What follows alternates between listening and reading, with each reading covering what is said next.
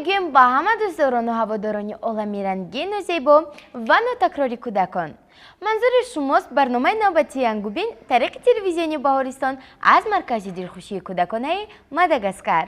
мо дар ҳар барнома мекӯшем то шуморо бо ҳунару маҳорати бози хурдсолисои бистеъдоди дигар ошно гардонем ва ин танҳо баҳри болида рӯҳии шумост дӯстони азиз. қаҳрамони барномаи имрӯзаамон Гурдофарид мебошад. ӯ ҳанӯз 6 сол дорад, вале ба мисли Гурдофарид чолоку ҷасур ва хеле зираку ҳушёр аст. хуб агар шумо бо дигар паҳлӯҳои ҳунару маҳорати ин кӯдаки соҳибистеъдод ошноӣ пайдо кардан хоҳед, пас ҷараёни барномаи навбатии Янгубинро ҳамроҳ бошед. салом Гурдофарид, шуморо ба барномамо хушомадед мегӯем. ташаккур. метавонед худро ба тамошобинони телевизиони Баҳористон ба ҳама он нафароне ки шуморо тамошо карда истоданд муаррифӣ кунед. ман Гурдофарид Давлатшоҳ аз ноҳияи Варзоб, деҳаи Деҳмалик. шумо ҳамноми яке аз қаҳрамонҳои шоҳномаи Абулқосим Фирдавсӣ, яъне Гурдофарид мебошед. дар бораи ӯ маълумот дода метавонед? дар бораи Гурдофарид ман медонам Гурдофарид яке аз қаҳрамонҳои шоҳнома аст. расми Суҳробу Гурдофарид. хеле хуб, яъне шумо порчае аз шоҳномаи Абулқосим Фирдавсиро аз худ намудаед, ҳамин тавр? хуб, дар рафти барнома мо ҳатман боз ба асари ин мавзӯъ бармегардем, вале ҳоло ман аз шумо пурсидан мехостам ки дар оила чанд нафаред? 5 нафар. хуб, дар оилаи шумо киҳоянд? падарам, модарам, апам, хоҳарам, худам. хеле хуб. дар бораи аъзоёни оилаатон ба мо шеър гуфта метавонед? бале. хуб, марҳамат. аввал аз падар. چی محبوبی چی جانانی پدرجان گلی عشق دلی جانی پدرجان به چشمی من زی هر چیزی که گویم چه خوب است به از آنی پدرجان. آفرین به شما. خوب اکنون درباره مادر چی؟ مادر گنجی قیمت است، هستیش غنیمت است، قدر مادر بدانی هر کس که با همت است. آفرین. با یگان شعر دیگر میدونه درباره مادر؟ بله. خوب مرحمت. گویم مرا چوزاد مادر پستان به دهان گرفتن آموخت، شبها بر گهواره من بیدار نشست و خفتن آموخت، یک حرف و دو حرف بر زبانم الفاظ نهاد و گفتن آموخت، دستم بگرفت پا به پا برد تا شیوه را رفتن آموخت، پس هستی من زی هستی است تا هستم و هست دارمش دست. آفرین گرد آفرید. همه ما بابای بیبی داریم ها؟ بله. خوب شما درباره بابای بیبیتان شعر میدونید؟ بله. مرحمت. بابا چنین نوازش دارد برای رامیش، نبیره ای شیرین باشد بوی انگبین باشد، ای بلبلکی بابا ای غلغلکی بابا ای لولچه ای بابا کلولچه ای بابا، تا یکی در تازی من نغمه یکی رازی من، دانه مغزی بابا جیره نغزی بابا، بشین برکی بابا ای غم برکی بابا. آفرین. انا اکنون درباره بیبی یک شعر گوید. بیبی جانی جانی ما افسانه گوید به ما، مزه کرده شنویم گوشمان سوی شما. آفرین. انا اکنون بیاید میگذاریم با موضوع دیگر ها؟ ما در کجا زندگی میکنیم؟ در جمهوری تاجیکستان. پایتخت جمهوری تاجیکستان کدام شهر است؟ شهر دوشنبه. شما درباره جمهوری تاجیکستان یگان شعر میدونید درباره وطن؟ مرحمت. در وطن یا تاجیکستان؟ تاجیکستان. جان تاجیکستان فرزندت هستیم، در خدمتی تو کمر بو بستیم، گلشن بختت کی به خزان است، چون عمر مایان دایم جوان است، گلهاش گفته در بوستانت ما بلبلانیم در گلستانت. آفرین. چون پایتخت جمهوری تاجیکستان شهر زیبا منظر دوشنبه است، همین طور نه؟ من میخواستم دونم که شما درباره شهر دوشنبه یگان شهر میدونید؟ بله. شهر دوشنبه شهر نمویم، چون گل تو از من از تو رویم، شهر دوشنبه نازی بهارم، صبح صفایت آینه دارم، شهر دوشنبه دنیای من تو در سینه که دریای من تو شهر دوشنبه عمر دوباره در آسمانت شبها ستاره. آفرین. اکنون میگفتید که رمزهای دولتی ما کدام‌هایند؟ رمزهای دولت نشان و پرچم سرود ملی گردد به آن زم. آفرین. پرچم جمهوری تاجیکستان از چند رنگ عبارت است؟ 3 رنگ: کدام رنگ ها؟ سرخ، سفید و سبز. سرخ، سفید و سبز. آفرین. در میانه رخ سفید چی در جفته است؟ تاج و 7 ستاره. خب شما در باره پرچم دولتی همون یگان شعر میدونید؟ بله. مرحمت. پرچم خوشرنگ ما جلوه از شادی فضا، ما سوی فردا رویم دست ای رهنما. رنگ بسا سرخ تو لایق صد گفتگو، رمز دفاعی وطن عامل بختی نکو. رنگ سفیدت خوشا هست صبحی صفا، مثل دلی تاجیک است روشن آیین ساز. سبز تازه بهار پیکشی و بهار، منزل آباد ماست صلح در آن پایدار. آفرین. سرود ملی رو کی نوشته است؟ سرودی ملی جمهوری تاجیکستان، شعر گلنظر کلدی، آهنگ سلیمان یدکو. کنی یک پارچه آن رو برای ما خوانید؟ دیاری ارد جمندی ما، به بختی ما سری عزیزی تو بلند باد. سعادتی تو دولتی تو بگزم باد، زدوری ای زمانه ها رسیده ام، و زیری پرچمی تو صف کشیده ام.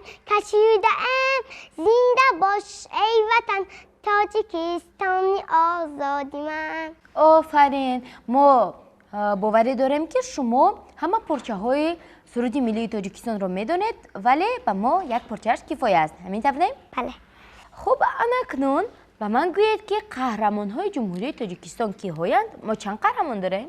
6 قهرمان. کنی اکنون آنها رو نام بر کنید؟ صدرالدین عینی، باباجان غفورا و میرزا توسنزاده، اساسگزار صلح و وحدت ملی، پیشوای ملت محترم امام علی رحمان، نصرت‌الله محسن و شیرین‌شاه تیمور. آفرین. گرد فرید، چون تو این زمان همه قهرمان ها رو نام بر کردی، من میخواستم پرسم که صدرالدین عینی کیست؟ درباره او معلومات داره؟ بله، سردفتر ادبیات معاصر تاجیک. خیلی خوب. از استاد صدرالدین عینی یگان شعر میدونید؟ بله. مرحمت. بیا ای رفیقان درس خوانیم، و بیکاری و نادانی نمانیم، و عالم هر کسی بیکار گردد، و چشم اهل عالم خار گردد. آفرین. اکنون من میخواستم پرسم که میرزا ترسونزاده کیست؟ شاعر خلقی تاجیکستان. آفرین. خب از میرزا ترسونزاده چی یگان مصرع شعر میدونید؟ بله. خیلی خوب. مرحمت. تا توانی دوستان را گم مکن، دوستانی مهربان را گم مکن. در جهان به دوست بودن مشکل است، مشکل آسان کن کسان را گم مکن. اکنون با من گویید که امام علی رحمان کیست؟ اساسگزار صلح و وحدت ملی، پیشوای ملت محترم امام علی رحمان. خب احسن به شما. من از شما میخواستم پرسم که باباجان غفورов یک کتاب نهایت مشهور دارد. این کتاب چی نام دارد؟ کتاب تاجیکان. خیلی خوب. واقعا هم کتاب تاجیکان باباجان غفورов کتابی می باشد که در آن همه تاریخ خلق تاجیک گرد آورده شده است و فکر میکنم که این کتاب را خواندن ضرور است. یعنی هر یک فرد، هر یک خلق تاجیک، هر یک شخص باید این کتاب رو مطالعه نماید و امیدوارم که شما نیز هنگامی که کلانتر میشوید و مثل من این کتاب رو مطالعه میکنید. چون شما گفتید که استاد صدرالدین عینی سردفتر ادبیات معاصر تاجیک میباشد، همین طوره؟ سردفتر ادبیات کلاسیک فارس تاجیکی است. ابو عبدالله رودکی. خیلی خوب. استاد ابو عبدالله رودکی اشعار نهایت گرانبها دارند و من میخواستم که شما از اشعار استاد ابو عبدالله رودکی یگان مصرع شعر گویید. میتوانید؟ بله. مرحمت. گر بر سر نفس خود امیری مردی بر کوه گر نقطه نگیری مردی نبود فتاده را پای زدن گر دست فتاده ای بگیری مردی. خب گردآفرید، احسن با شما که شما توانستید از استاد ابوعبدالله رودکیان برای ما 4 مصرع شعر قرائت نمایید و من میخواستم که از یگان شاعر معاصر 4 مصرع شعر گویید. از گلرخسار صفیه. خیلی خوب، مرحمت. مزن خود را که جانی ما نمانده خونی ما بجو صفرا نمانده برای ضربه ای دیگر برادر دیگر در پشت عینی جان نمانده.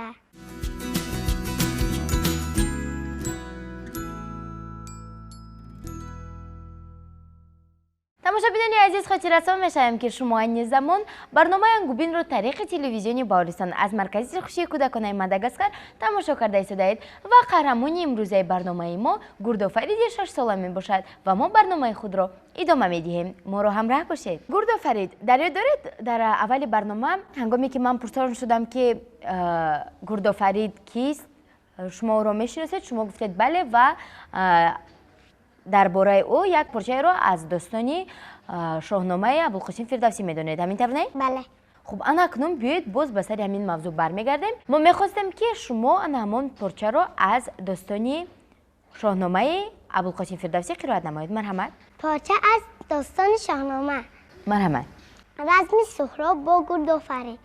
چو آگاه شد دختری گژدهم سالاریان انجمن گشت کم غمین گشت و برزد خریش بدرد برآورد از زیر که بودی سر سنه بود بر سانی گرده سوار همیشه به جنگ اندرون نامدار کجا نام او بود گردآفرید که چون او به جنگ اندرون کس ندید چون ننگش آمد زکاری هجیر که شد لاله برگشت به کردار خیر بپوشید دل ای سواران به جنگ نبود اندر آن کار جایی دیرنگ میان کرگه سوپه زیری زیره بیزد بر سری ترکی رو میگیره خرود آمد عزیز به کردار شعر کمر برمیان با توی بزه. آفرین، تشکر زیاد برای چنین مصرع‌های خیلی هم خوب از داستانی ابوالقاسم فردوسی. بینندگان گرامی، خاطررسان میشویم که این زمان گردآفرید پارچه را از شاهنامه ابوالقاسم فردوسی درباره رزم سهراب با گردآفرید قرائت نمودند و ما صحبت خود را ادامه میدهیم. گردآفرید، شما خواندن نوشتن میتوانید؟ بله. من در سن 3 سالگیم الفبا را ختم کردم. حالا باشم زیاده از 60 کتاب خواندم. خیلی خوب، آفرین. میتوانید کتاب‌های خونده‌تان را نام بر کنید؟ بله. مرحمت. تنگه‌های آسمانی یکی بود یکی نبود توله چرا زاغ سیاه شد صدرنگه پفک بحری سفک مهری مادر حسنی دره. اینقدر کتاب‌های زیاد خواندید و وقت خود را بیهوده صرف نکردید. اکنون من میخواستم پرسم که شما از این کتاب‌های خونده‌تان یگان مصرع شعری و اینکه یگان حکایه و افسانه میدونید؟ از صدرنگه پفک بحری سفک کتاب شعر میدونم. مرحمت. کاسه کاسه ای چینی درونش پوری شینی گنبسک تازان آورد برای آچه بینی آچه یکش آه آه در خیمنی سری را از روی یکی کلخک چپش دست ناگاه جستی و جستی ملخک بلند و پستی ملخک راست عجب نمی روی یا که تو مستی ملخک. باز من یک شعر دیگر میدونم. مرحمت. بابا درو می کند خیمنی نو می کند گنجشککان خبرچی هر سپران بچی چی خواهرکان بیایید دادرکان بیایید به توی خرمنی نو به توی خرمنی جو چو در گذر آوازه باغچه رود دل نازه دستور سری شاید خودش تب تازه. خیلی خوب، احسن به شما. باز از یگان کتاب دیگر یگان چیز میدونید؟ بله. مرحمت. از کدام کتاب؟ چرا زاغ سیاه شد. نام افسانه من سبق بود نبود یک مردی ثروتمند بود. آن مرد گله رمه بسیار داشت ولی دیلش نمیشد یک تا از تو کشته خورد. روز زنش گفت مگر هیچ پول نداری و اقلا یک بار کله و پاچه گسم بیاری؟ مرد به بازار رفت و به یک مغازه در آمد و از یک قصاب پرسید چرا کله و پاچه گوسفند چند پول؟ قصاب گفت 3 تنگه. مرد گفت بسیار قیمت بوده است، ارزانترش در کجا باشد؟ قصاب گفت میگویند که در بازار بلخ ارزانتر بوده است. مرد به بازار بلخ رفت و به یک دکان در آمد و از یک قصاب پرسید جوره کالا و پاچه گوسفند چند پول؟ قصاب گفت 2 تمگه. مرد گفت بسیار قیمت بوده است، ارزانترش در کجا باشد؟ قصاب گفت میگویند که در بازار بخارا ارزانتر بوده است. مرد با یک زحمت و با یک فشان به بازار بخارا رفت و از یک قصاب پرسید جوره کالا و پاچه گوسفند چند پول؟ قصاب گفت 1 تنگه. مرد با دل خواهم و ناخواهم 1 تنگه را از 7 قبط لیمو برآورد و داد و کله و پاچه از بخارا آوردهش را به خورجین انداخت و آمد. رفت که شب شد و یک دیه رسید. در آن دیه یک آشنا داشت. آشنای وی مثل همین کله رمه بسیار داشت. رفت مرد و در خانه آن را تق تق گفت. جوانی برآمد و گفت به شما چی در کار؟ مرد گفت من خانه آشنایم عبدالله آمدم. جوان گفت بیچاره از عالم گذشتند. مرد گفت ای خدا رحمت کند، تر آشنای من رحمتی شدند. به خانه‌اش در آمد و برای ابروی فاتحه میخواند. مرد همون خیلی گفت و به خانه در آمد. زن عبدالله خوراک پخت. خوراکی زن عبدالله پخت و آمد از جوان پرسید اول چوبکاری میکنیم یا خوراک میخوریم؟ جوان گفت اول چوبکاری میکنیم و آنها یک تیاقی گرفته به سر تیپچه ای رفتند و 20 تیاقی 40 تیاق زدند و برگشتند. مرد پرسید این چه سیر است؟ من نفهمیدم. زنی عبدالله گفت ای این سیر را نپرسید و خوراک را خوردن گیره. مرد گفت نه تا همین سیر را نفهمم به هیچ چیز دست نمیرسانم.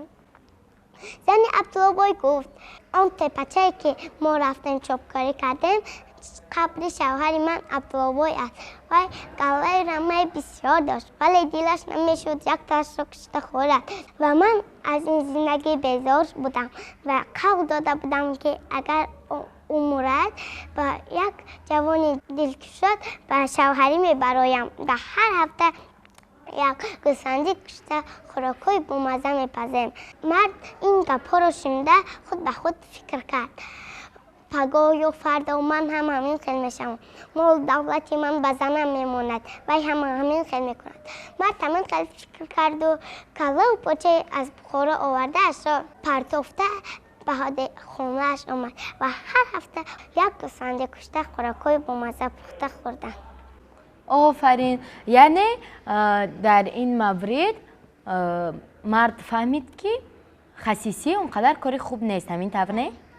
آفرین. و اگر باز از یکون کتاب دیگر شعر یا اینکه افسانه دانید مرحمت؟ از کتاب زبان مادری صنف 1 شعر میدانم. مرحمت.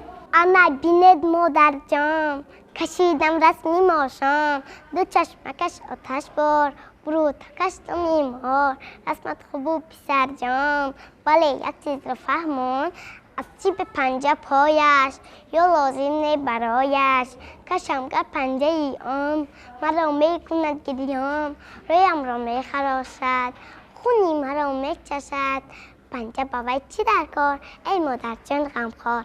شما اینقدر شعرهای زیاد افسانه‌های زیاد را از کتاب‌ها نقل کردید و قرائت نمودید. ما به شما توصیه میدیم که شما امسال در آزمون جمهوریوی فروغ صبح دانایی اشتراک نمایید و حتما امیدواریم که یگان جای نمایان را میگیرید. بله در حقیقت میخواهم در فروغ صبح دانایی اشتراک کنم و میخواهم جای یکم را گیرم. خیلی خوب. برای جای یکم را سزاوار گشتن باید زیادتر کتاب خوانیم. همین طور نه؟ آفرین. ما نیز با شما کامیابی ها را آرزومندیم. خب صحبت خود را ادامه میدهیم. میگفتید که 1 سال از چند فصل عبارت است؟ 1 سال از 4 فصل. فصلهای سال را نامبر کرده میتوانید؟ بله. مرحمت. تابستان، تیر ماه، زمستان، بهار. آفرین. در فصل زمستان طبیعت چگونه می شود؟ گرم یا که خنک؟ خنک. برای چی خنک می شود؟ برای آنکه برف میبارد. خیلی خوب. فصل بهار چیه؟ در بهار باران میبارد. درختان از نو گل میکنند. و در این فصل ما کدام جشن بین المللی را جشن میگیریم؟ نوروز. ایدی نوروز. در باره ایدی نوروز یگان شعر میدونی؟ بله. مرحمت. نوروز و نوبهاران گل در میان خار است، غنچه دهان گشاده بلبل چی بیقرار است. نوروز و نوبهاران و گلرخان مبارک، امروز شاد و خورم و کودکان مبارک. آفرین. اکنون با من گوید که پس از فصل بهار کدام فصل می آید؟ تابستان. تابستان چگونه فصل است؟ خنک است ها؟ نه، گرم. برای چی گرم؟ برای آنکه آفتاب میبراید. در فصل تابستان ما برف بازی میکنیم ها؟ نه. چی کار میکنیم؟ آب بازی میکنن. آفرین. پس از فصل تابستان کدام فصل می آید؟ تیر ماه. تیر ماه چگونه فصل است؟ تیر ماه فصل ساکن است، وقتی خون داشتن حاصل است. خیلی خوب. با شما از 4 فصل سال کدامش بیشتر پسند است؟ زمستان. زمستان؟ بله. برای چی زمستان؟ برای اینکه برف بازی میکنن. برف بازی؟ پس از برف بازی شما بیمار نمیشوید؟ اگر احتیاط نکنن بیمار میشوند، اما ما دست پوشک میپوشیم. خیلی خوب. اکنون میگفتید که شما در آینده کی شدن میخواهید؟ دکتر. برای چی دکتر؟ برای آنکه دکتر کسب بهترین است. چی خصوصیتی بهترینی دارد کسب دکتری؟ دکتر چی کار میکند اساساً؟ اساساً آدم‌ها را کسلی‌هاشان را ساز میکند. یعنی بیماران را طبابت میکند ها؟ آفرین. خوب شما با ما علاقه خیلی زیاد شعر قرائت کردید. خوب اکنون چیستان گوید؟ سر درونی آب، دون بیرونی آب. جوابی چیستان چیست؟ من نمیدونم. کفلس. کفلت؟ بله. فهما. خوب باز یکون چیستان دیگر میدونید؟ دوازده ای شیرازی و نغمه و من بازی. جواب این چیستان دایره میباشد. دایره. خیلی خوب. باز آب در آب چی باشد؟ حوضی گلاب چی باشد؟ آتش زند یخ کند، در این جواب چی باشد؟ تخم. باز بوزی زدی بازنگر، نه دل داره نه جگر. دوتار. خیلی خوب. تشکر زیاد. آفرین. اکنون شما در نزد تماشابینان با من یک چند چیستان دادید که من جوابش رو نیافتم ها؟ اکنون نوبتی من شد. من به شما چیستان میدیم. کنی اکنون یابید این سو روان میزند، آن سو روان میزند، گناهی من چی باشد شتا شتا میزند؟ اکنون جواب رو یابید. الک. آفرین. شما با من 3 چیستان دادید که من جوابش رو ندونستم ها؟ بله. اکنون 2 تا دیگر من به شما چیستان میدیم. کلاش رو بریدیم، لالازار بدیدیم. جوابی چیستان چیست؟ تربوز. نه. انار. بله. آفرین. خوب اکنون باز یک تا دیگر. یک مادر سبزینه کودکی زرین دارد، کودکش از پیش خود ریشش را میبرارد. سیگاری. بله. اکنون باز یک تا دیگر چیستان؟ آخر من 3 تا گفتم که. آخر من یک تا دیگرش رو یافتم کو. در یک حوض 2 نوع آب، یکی در دیگر خواب. تخم. بله. هستم با شما. بینندگان گرامی، ما با کمال میل میخواهیم تا با همراه گردآفرید یک چند دقیقه دیگر باز چیستانگویی کنیم و شعرهای او را گوش کنیم، ولی متاسفانه فرصتی به برنامه ما جدا گردیده نیز به پایان میرسد و میخواستیم از شما پرسیم که در آخر برنامه چی گفتن میخواهید؟ میخواهم به همه بینندگانی که ما رو تماشا دارن تشکر بگویم و من میخوام در آخر برنامه های شعر گویم. خب مرحمت. وطن جانه کی در جانی من و توست، وطن نامه کی در خانی من و توست، وطن آینه ای آب زلال است، وطن پاکی وجدانی من و توست، وطن یک باره نوری الهی است، شب افروز و شبستانی من و توست، وطن عشق از عشق یاری جانی است، وطن جانانه جانانی من و توست، وطن پیوسته پیگیران مردی است و پا ایستاده پیمانی من و توست، وطن در روی دستانی من و توست، دل در دل ما میزند دل، وطن در خون شریانی من و توست وطن گفتن کم از ای جان وطن باش وطن در شانه و شانی من و توست بیا وطن ما را دوست دارن و برای آبادی او کوشش کنن. خیلی خوب تماشابینان عزیز به شما توصیه میدیم که حتما با گفته های گردآفرید گوش دهید زیرا دوست داشتن وطن و آباد نمودن آن قرض فرزندی هر یکی ما و شما می باشد و گردآفرید انا این تحفه زیبا با شما از نام مرکز دلخوشی کودکانه ماداگاسکار. خب به شما پسند آمد؟ بله. تماشابینان عزیز در همین جا با شما نیز خیر و خوش میکنیم تا دیدار نوبتی در برنامه انگوبین. خیر.